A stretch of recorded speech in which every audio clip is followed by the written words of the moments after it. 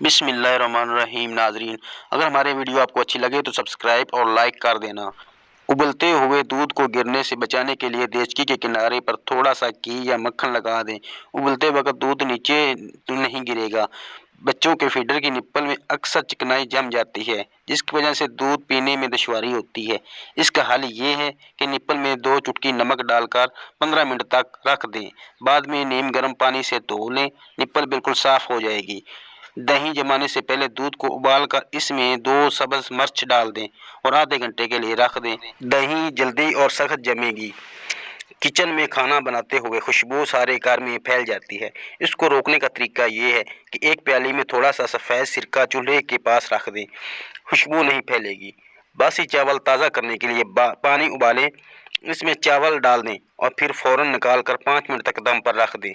لیموں سے زیادہ رس حاصل کرنے کے لیے کاٹنے سے پہلے 2 منٹ تک لیموں کو نیم گرم پانی میں بھگو دیں، پھر اس کا رس نکالیں۔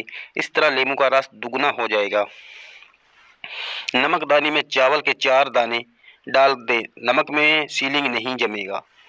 چائے کے پانی کو اگر زیادہ ابالا جائے تو چائے کالی اور بدمزہ ہو جاتی ہے۔ شیشے کی بوتلیں، سرہیاں اگر سرکہ لگا کر دھوئی جائیں تو خوب صاف ہو جاتی ہیں۔ کچا آلو کاٹ کر چاقو پر ملنے سے چاقو صاف ہو جاتا ہے۔ سیاہ بوٹ پالش میں چند قطرے سرکہ ملا دیا جائے تو جوتوں خوب چمک آ جاتی ہے۔ 1 گلاس پانی لے کر 2 عدد لیموں کا رس اس میں ملا دیں، پھر اس کو برف جمانے والی ٹرے میں جما لیں۔ روزانہ 1 ٹکڑا نکال کر چہرے پر ملیں، چہرہ داغ دھبوں صاف ہو جائے گا۔ کچھ عرصے استعمال کے بعد پلاسٹک کے برتنوں اور بوتلوں پر بھی کچھ داغ پڑ جاتے ہیں، چکنائی جم جاتی ہے۔ اس کے لیے ایک بڑے ٹب میں برتنوں کے حساب سے 2-4 چمچ کپڑے دھونے والا سوڈا نیم گرم پانی میں بھگو دیں، 1 گھنٹے بعد نکال لیں۔ نتائج حیران کن ہوں گے۔ اگر کسی کو نکیر کی بیماری ہے، کچے آملے کی 1 دن کے لیے پانی میں بھگو دیں، اس کے بعد اس پانی کو 5 قطرے روزانہ ناک میں ڈالیں، انشاءاللہ افاقہ ہوگا۔ اور جب نکیر بہے تو پیاز کاٹ کر ضرور سونگھیں، انشاءاللہ افاقہ ہوگا۔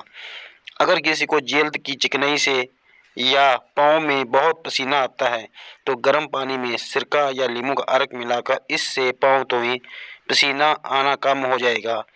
بعض دفعہ دیسی گھی سے کھٹی لسی وغیرہ کی بو آتی ہے، تو اس کو دور کرنے کے لیے تقریباً 1 کلو گھی میں 2 کھانے کے چمچ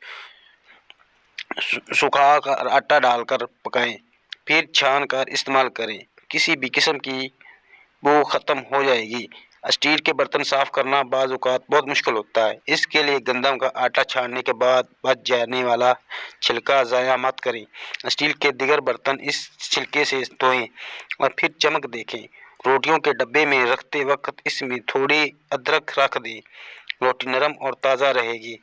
اگر ہچکی کو فوراً روکنا چاہتے ہیں تو 1 سبز الائچی اچھی طرح چبا کر نگل لیں اور اوپر سے پانی کا 1 گلاس پانی پی لیں، انشاءاللہ ہچکی بند ہو جائے گی۔ دہی کو زیادہ دن تک استعمال کرنے کے لیے کچے ناریل کے کچھ ٹکڑے دہی میں ڈال کر رکھ دیں تو دہی 4 سے 5 دن تک تازہ رہے گا۔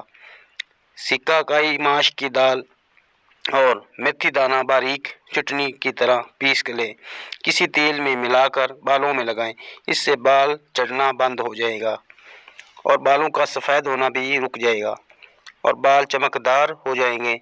کھانا پکاتے ہوئے اگر آپ کو یہ شک ہو کہ کھانے میں کوئی زہریلی چیز پڑ گئی ہے تو 1 چمچ کھانا لے کر آگ میں ڈالیں، اگر اس میں نیلے رنگ کے شعلے نکلیں تو سمجھ لیں کہ کھانا زہریلا ہو گیا ہے اور کھانے کے قابل نہیں۔ نرم اور پھولا ہوا کیک بنانے کے لیے ہمیشہ انڈے کی سفیدی علیحدہ اور زردی علیحدہ سے پھانٹیں، لکڑی کا چمچ استعمال کریں، سفیدی کو اتنا پھانٹیں کہ خوب جھاگ بن جائے اور برتن الٹانے پر نہ گرے تو کیک خوب پھولا ہوا بنے گا۔ میدے کو 2-3 مرتبہ اچھی طرح اور ہلکا ہلکا ٹیبل پر پٹکیں تو ہوا کے بلبلے نکل جائیں گے اور کیک صحیح بنے گا۔